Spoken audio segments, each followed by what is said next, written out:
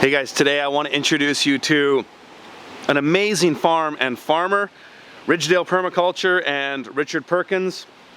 It's an awesome farm, totally diversified. It's in Europe, in Sweden, and I'm actually going to go there this July, but I thought I would introduce you guys to him today, and maybe you'll be inspired by what he's doing. Check his stuff out. Check out his book, Making Small Farms Work. Incredible content. A true example of a diversified regenerative agriculture project. So in today's video, I'm going to introduce you guys to Richard Perkins if you don't know who he is, and we are going to have a conversation about what we've got planned coming up in Sweden this July. Hey Richard, thanks for being here, man. Some of my audience aren't familiar or may not be familiar with your work. Could you give us a quick little synopsis of what you do at Ridgedale Permaculture and what you're all about? Hey, it's great to be with you, Curtis. So for those of your viewers that aren't aware of Ridgedale, we're a small diverse farm at 59 degrees north in quite rural Sweden.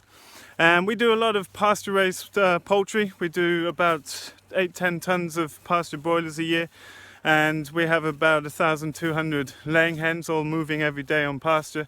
With the holistic planned grazing we work with our other livestock. Sweden's a really expensive, quite conservative and highly regulated country, and one of our main objectives here is to demonstrate to people in Europe how to farm profitably and intensively on small acreage.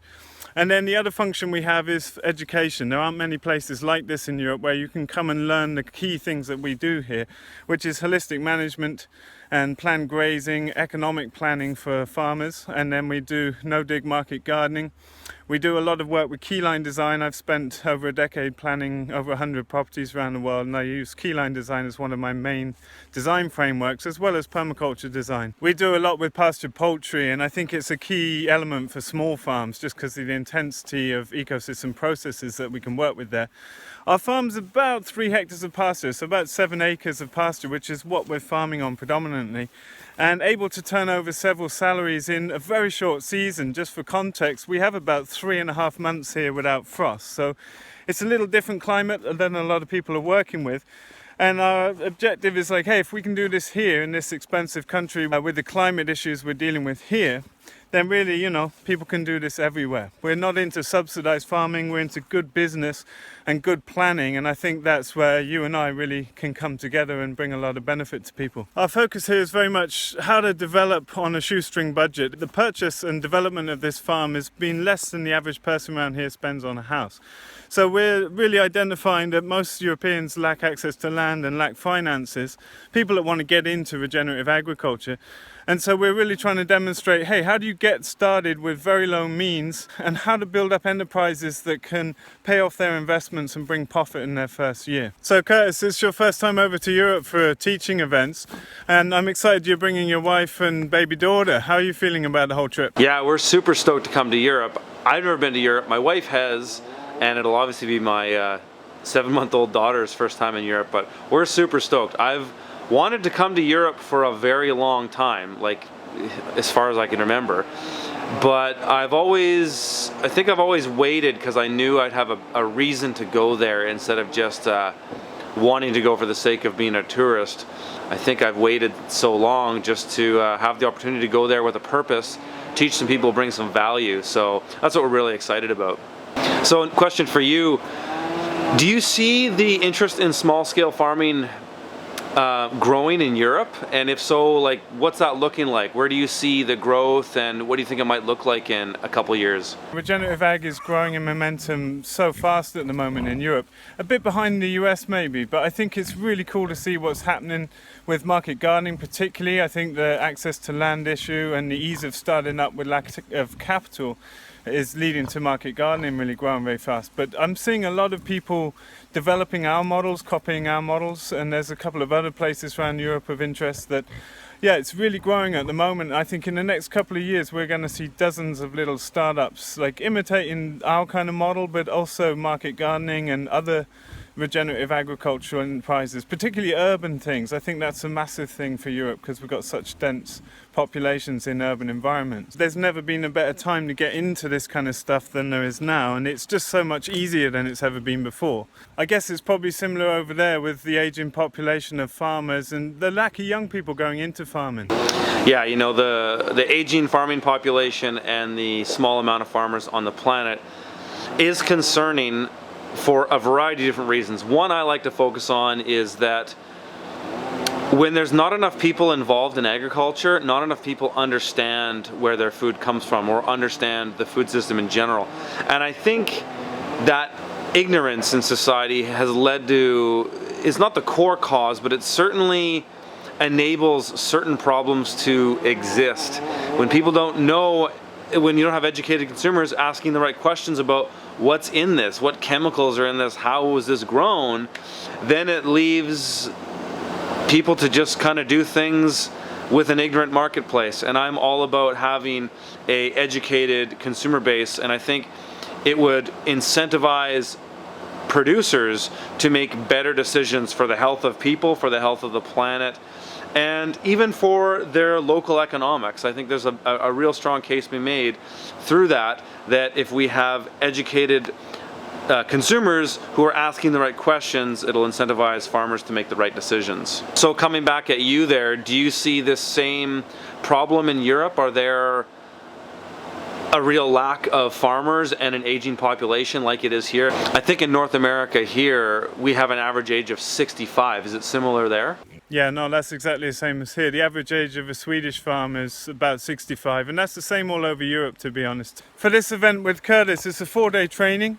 at the farm, and so I'm going to lead the first 2 days looking at the broader picture of regenerative agriculture, looking at broader scale land design, which is my speciality, and taking you through the nuts and bolts of how to start with a blank canvas and design up a regenerative agricultural system. We'll be looking at the business and the numbers, and particularly the animal and plant-based enterprises. But I won't be talking too much about market gardening. We'll be leaving that to Curtis. It'll be cool for our viewers to hear from you, Curtis, what you're excited to be sharing in the 2 days you'll be leading at the farm. Yeah, my real focus with my workshops is to do things that they can't get in other places. And some of my strong points are business and marketing. And you know, setting up a business, running it, how to find customers, how to build a clientele. These are a lot of things that I like to focus on.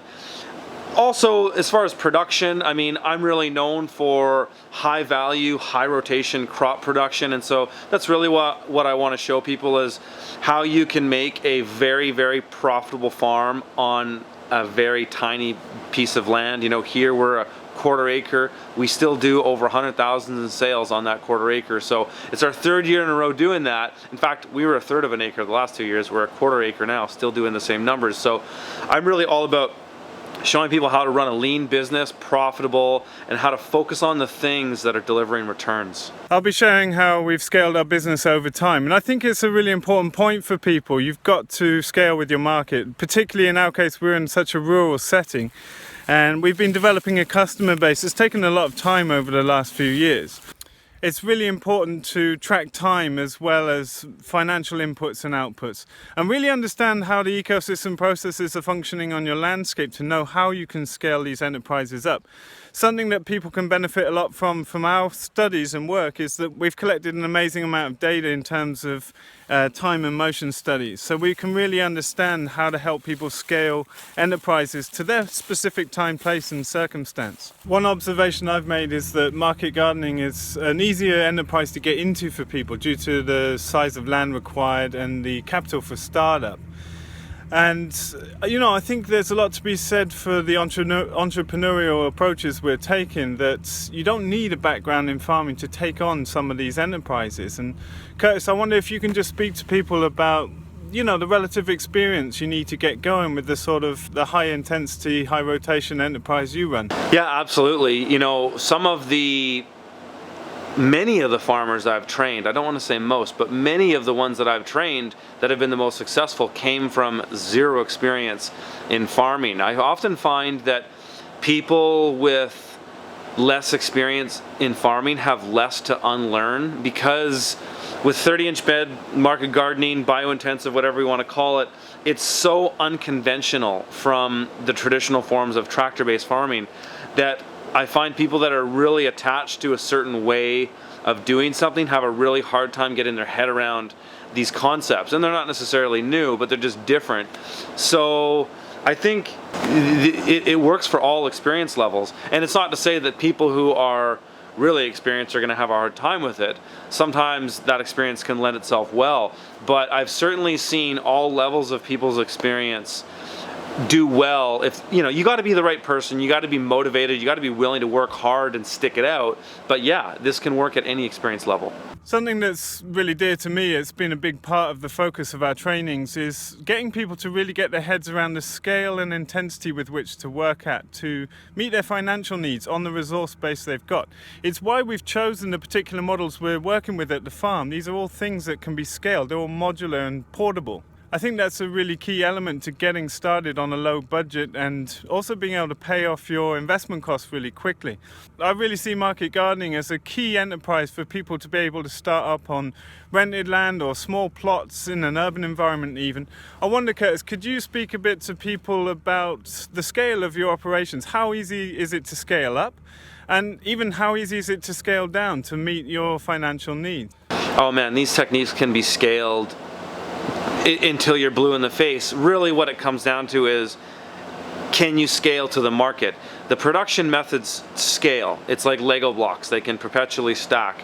However, if the market won't take the product you're selling, then that's really all it comes down to. So yes, it can scale easily. The nice thing about market gardening in my context is that we can set up a farm really quickly. And so I really encourage farmers, especially in places like Europe where people don't have access to land, I encourage people to start on leased or rented land, because you're starting without that huge investment, and buying land is a big investment and a huge risk.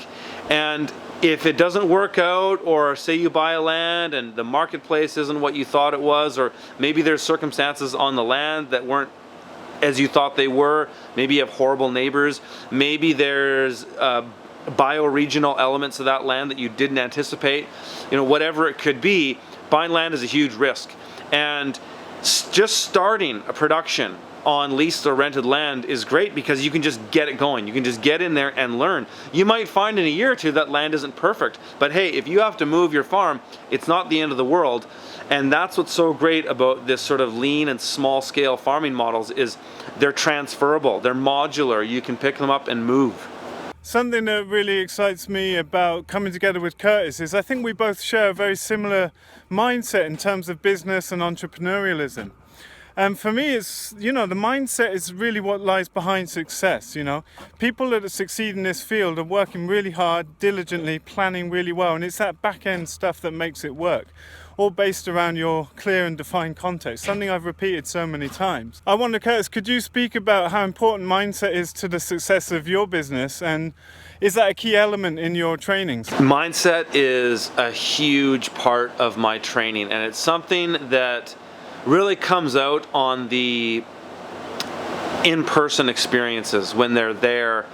Also seeing your farm or my farm in a week of operation and seeing what it takes from people to coordinate that day in and day out, that's part of it as well. But absolutely, mindset is so key, and I really promote the idea of an abundance mindset. And this is something that gets interweaved in every subject that we talk about on the farm. So absolutely, it's a critical part of the discussion and so key to this content. So Richard, this is going to be July, which I'm assuming is the height of the season there. What's going to be happening on the farm in July? What kind of crops are we going to see in production? What's happening with the animals? Talk a little bit about what people are going to see when they get there. July's a super awesome time to be at the farm. It's, summer is short here and really intense in the production. Farm will be in full swing in July. We'll have the market gardens fully cropping, and all of the salad crops and high rotation crops that we go for restaurants. But we're quite rural, so we supply a balanced supply of vegetables. We don't grow any low profit vegetables, but we have quite a mix, so the gardens will be full and ramped up at that time. And then out on the pasture there'll be several thousand meat birds, meat chickens, and there'll be several eggmobiles producing over 1,000 eggs a day. Our silver pasture lanes will be in full bloom. There'll be pigs raised in the forest, and there'll be amazing people here. It's amazing the people that gather in this rural place in Sweden in the summertime. And we'll be down by the lake having barbecues, eating the most awesome food you've ever had. A lot of stuff on the farm. Think forest-raised pig and pasture-raised chickens, grass-fed lamb, and amazing vegetables from the garden every day too. And people will have an opportunity to get involved with farm chores, to learn a bit about other things going on around the farm too. So it's a fantastic time to be in Sweden. So for those of you that can't make it out to the farm for 4 days, it's obviously the height of production season, so some farmers won't be able to make it out to that. But we're putting on a one-day event, and we've hired a beautiful conference centre on the waterfront in central Stockholm, and it's quite expensive to rent those facilities, but we've tried to keep the price point down really low to have the opportunity for people all around Europe to be able to come out and meet myself and Curtis. And I don't know if you want to say a couple of words about that, Curtis. Yeah, so the one-day event in Stockholm will be obviously a lot different than being on the farm. What we want to achieve here is just introduce people to these ideas, have people come out, make an event big enough and at a reasonable enough price point that we can bring people from all over Europe. I'm hoping that we're going to see people from all these surrounding different countries. You know, not everybody can take 4 days off, especially if they're farmers, but they might be able to come down, hang out, do the meet and greet, and potentially meet other entrepreneurs or farmers that are looking to do the same thing. And I often find with events like this, that's often the biggest takeaway, is the other people you meet. Awesome stuff, Richard. Thanks for joining us, dude. I'm super pumped about this event. For those of you guys who don't know who Richard Perkins is, I'm going to leave a link to his channel at the end of this video. Check him out. He's got a lot of great content. And to be honest, what they're doing on their farm is a huge inspiration for me, especially with what I plan on doing at this new farm I'm going to get started. So going to be hoping to learn a lot from Ridgedale and Richard, and hope to see some of you guys there. We'll see you in Sweden.